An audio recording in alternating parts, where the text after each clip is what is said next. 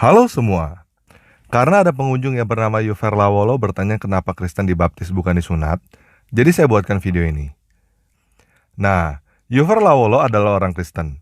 Dia bertanya kenapa orang Kristen dibaptis bukan disunat, karena banyak orang Islam yang bertanya. Jadi saya buatkan video ini buat teman-teman yang Kristen. Teman-teman yang Muslim jangan denger ya, nanti bisa murtad loh. Oke, kita mulai aja ya.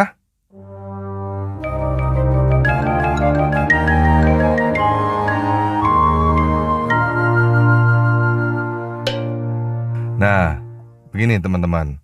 Perlu kita ingat untuk tidak telan mentah-mentah setiap ukuran yang mereka pakai. Karena mereka sendiri nggak lolos dengan ukuran mereka. Contoh mengenai sunat ini. Coba tanya kepada mereka. Siapa yang suruh sunat? Mereka akan jawab Allah. Coba tanya balik kepada mereka. Mana ayatnya yang saklek bahwa Allah suruh sunat di Al-Quran? Mereka nggak akan bisa jawab. Kenapa? Karena nggak ada perintah yang saklek bahwa Allah suruh sunat di Al-Quran.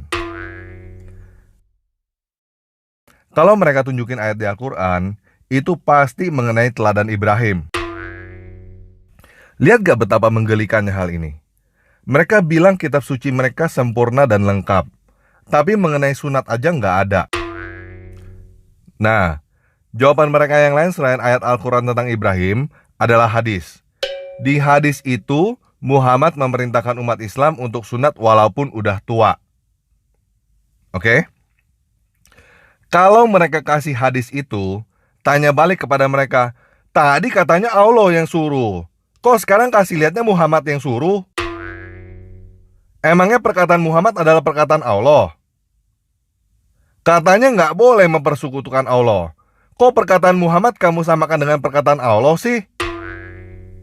Paham ya? Jadi kalau mereka berani menunjukkan hadis itu adalah bukti bahwa mereka berdusta. Mereka bilang Allah yang suruh sunat, tapi sebenarnya Muhammad yang suruh sunat. Tiga dibolehkan dusta dalam Islam. Dalam peperangan, kalau musuh tangkap, antum ditawan lalu ditanya, berapa jumlah pasukan Islam? 1 juta. Padahal sebenarnya cuma 1000. Kemudian yang kedua adalah memperbaiki 2 orang yang sedang bertengkar. Si A, si B lagi bertengkar, lalu kita datang kepada si A. Sebenarnya si B itu merasa bersalah. Cuma dia lebih tua, dia nggak mau mulai minta maaf. Padahal si B nggak bilang itu. Ini dibolehkan islah dzatu bayyin namanya, memperbaiki 2 orang. Yang ketiga, pujian suami istri satu sama yang lain. Jadi bukan cuma istri, suami juga begitu. Oke? Jadi teman-teman udah bisa lihat ya, mereka nuduh orang lain bohong karena mereka tukang bohong. Jadi mereka pikir semua orang adalah tukang bohong seperti mereka. Nah, sekarang kita udah tahu ya bahwa yang suruh sunat adalah Muhammad kan? Coba tanya balik. Mana buktinya Muhammad disunat? Di mana ada tertulis bahwa Muhammad disunat? Kalau ada yang jawab, oh ada di hadis bla bla bla yang berkata Muhammad disunat oleh kakeknya. Kamu jawab dia, itu hadis lemah. Yang benar, Muhammad dari lahir udah dalam keadaan disunat. Kalau nggak percaya, baca hadis At-Tabarani. Oke? Nah, kalau mereka udah ketemu tulisan di hadis At-Tabarani bahwa Muhammad dari lahir udah dalam keadaan sunat, kamu tinggal jawab, semua orang Kristen dari lahir juga udah dalam keadaan sunat. Oke? Kalau mereka nggak percaya, tinggal ditanya, kalau gitu kenapa percaya Muhammad udah disunat padahal nggak ada buktinya? Oke? Paham ya? Mereka nggak lewat pakai ukuran mereka sendiri. Muhammad suruh pengikutnya kawin maksimum 4. Dia sendiri lebih dari 4. Alasannya karena Muhammad Nabi lah, Sulaiman lah, Daud lah.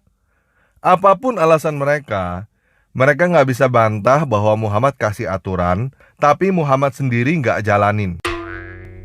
Termasuk sunat. Oke? Udah paham ya sekarang? Umat tetangga kita itu bisanya cuma cari kesalahan orang lain. Mereka lakukan itu karena mereka nggak bisa membuktikan bahwa mereka benar. Mereka harus mencari kesalahan orang lain untuk menutupi kesalahan mereka sendiri. Jadi sebelum menjawab pertanyaan mereka, ukur mereka dengan ukuran mereka sendiri dulu. Mereka itu seperti anak kecil yang ngeledekin kamu. Hahaha, bapakmu gak bisa terbang. Kamu gak usah kemakan sama omongan mereka. Gak usah berusaha ngebuktiin bahwa bapakmu bisa terbang apa enggak. Kamu tinggal ngomong sama mereka, bapakmu sendiri juga gak bisa terbang. Oke? Ingat ya, saya kasih info ini ke teman-teman bukan buat mengolok-olok mereka ya. Kita hanya menjawab tuduhan mereka ke kita aja. Dan kita hanya menggunakan ukuran yang mereka pakai sendiri kok. Oke? Nah, sekarang saya mau serius menjawab teman-teman yang Kristen. Kenapa Yesus disunat? Karena Tuhan kita itu bukan Tuhan yang cuma bisa kasih aturan kepada manusia, tapi dia sendiri nggak bisa melakukannya. Dia lakukan itu untuk kasih kita contoh, supaya kita juga nggak bikin aturan kepada orang lain, tapi kita sendiri juga nggak bisa melakukannya. Oke? Nah, kenapa kita nggak disunat? Yuk kita baca ini. Tetapi sebelum kita baca, saya berharap teman-teman maklum ya. Saya nggak menggunakan kata Allah, supaya tetangga kita itu nggak nyangka kita lagi ngomongin dewa mereka. Dan karena banyak teman-teman yang masih belum bisa terima jika saya menggunakan kata dewa, jadi saya menggunakan kata debata. Kata debata ini sudah dipakai di Alkitab bahasa Batak sejak lama. Dan masih dipakai sampai sekarang oleh saudara-saudara kita yang Kristen dari Batak. Oke? Kisah Para Rasul 15 ayat 5-11. Tetapi beberapa orang dari golongan Farisi ini artinya orang-orang Yahudi ya, yang telah menjadi percaya, yang telah menjadi Kristen, datang dan berkata, orang-orang yang bukan Yahudi harus disunat dan diwajibkan menuruti hukum Musa. Maka bersidanglah rasul-rasul dan penatua-penatua untuk membicarakan soal itu.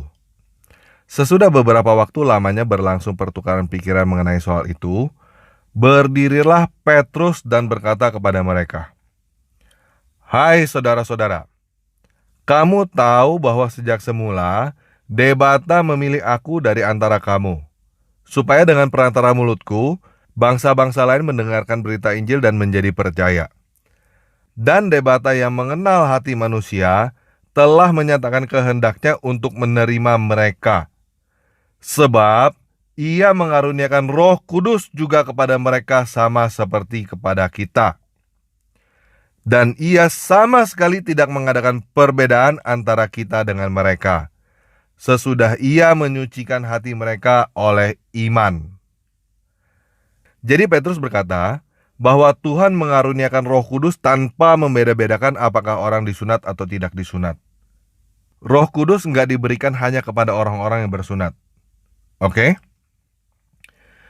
Kalau demikian, mengapa kamu mencobai debata dengan meletakkan pada tengkuk murid-murid itu suatu suatu beban, yang tidak dapat dipikul baik oleh nenek moyang kita maupun oleh kita sendiri? Sebaliknya kita percaya bahwa oleh kasih karunia Tuhan Yesus Kristus, kita akan memperoleh keselamatan sama seperti mereka juga. Teman-teman ngerti gak maksudnya? Tuhan kasih Roh Kudus kepada orang-orang yang disunat dan gak disunat. Tuhan aja gak mempermasalahkan orang disunat apa enggak. Jadi kenapa manusia mesti mempermasalahkan disunat apa enggak? Kenapa manusia mesti nambahin aturan-aturan, beban-beban yang Tuhan gak suruh? Dan menurut Petrus, nambah-nambahin aturan yang Tuhan gak suruh, artinya sama dengan mencobai Tuhan. Oke? Paham ya? Efesus 2 ayat 11-22. Karena itu ingatlah, bahwa dulu kamu sebagai orang-orang bukan Yahudi menurut daging, yang disebut orang-orang tidak bersunat oleh mereka yang menamakan dirinya sunat, yaitu sunat lahiriah yang dikerjakan oleh tangan manusia. Bahwa waktu itu kamu tanpa Kristus tidak termasuk kewargaan Israel, dan tidak mendapat bagian dalam ketentuan-ketentuan yang dijanjikan, tanpa pengharapan, tanpa debata di dalam dunia. Tetapi sekarang, Di dalam Kristus Yesus, kamu yang dahulu jauh sudah menjadi dekat oleh darah Kristus. Karena dialah damai sejahtera kita, yang telah mempersatukan kedua pihak dan yang telah merubuhkan tembok pemisah, yaitu perseteruan. Sebab dengan matinya sebagai manusia, ia telah membatalkan hukum Taurat dengan segala perintah dan ketentuannya, untuk menciptakan keduanya menjadi satu manusia yang baru di dalam dirinya, dan dengan itu mengadakan damai sejahtera. Dan untuk mendamaikan keduanya di dalam satu tubuh dengan debata oleh salib, dengan melenyapkan perseteruan pada salib itu.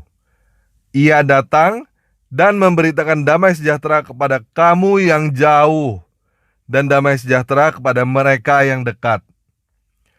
Karena oleh Dia, kita kedua pihak dalam satu roh beroleh jalan masuk kepada Bapa. Demikianlah kamu bukan lagi orang asing dan pendatang, melainkan kawan sewarga dari orang-orang kudus dan anggota-anggota keluarga debata, yang dibangun di atas dasar para rasul dan para nabi, dengan Kristus Yesus sebagai batu penjuru. Di dalam Dia tumbuh seluruh bangunan, rapi tersusun menjadi bait debata yang kudus di dalam Tuhan. Di dalam Dia, kamu juga turut dibangun menjadi tempat kediaman debata di dalam roh. Nah, tadi saya udah ngomong kan, bahwa kita orang Kristen dari lahir udah bersunat. Yuk kita baca ini. Roma 2 ayat 28-29. Sebab yang disebut Yahudi bukanlah orang yang lahiriah Yahudi, dan yang disebut sunat bukanlah sunat yang dilangsungkan secara lahiriah. Tetapi orang Yahudi sejati ialah dia yang tidak nampak keyahudiannya, dan sunat ialah sunat di dalam hati, secara rohani, bukan secara hurufiah. Maka pujian baginya datang bukan dari manusia, melainkan dari debata. Galatia 6 ayat 15. Sebab bersunat atau tidak bersunat tidak ada artinya, tetapi menjadi ciptaan baru, itulah yang ada artinya. Ngerti gak teman-teman? Ketika seseorang lahir baru di dalam Yesus Kristus, dia telah menjadi ciptaan baru yang disunat rohani di dalam Roh Kudus. Jadi kita orang Kristen yang sudah lahir baru, kita sudah disunat di dalam roh. Oke? Sekian video kali ini. Mengenai baptis kita bahasnya di video yang lain aja ya. Yesus Kristus penguasa kita memberkati.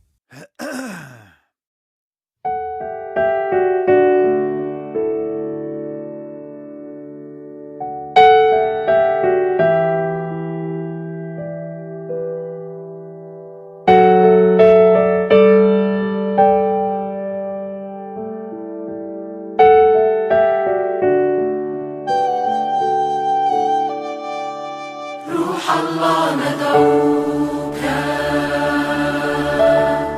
أن تأتي في وسطنا.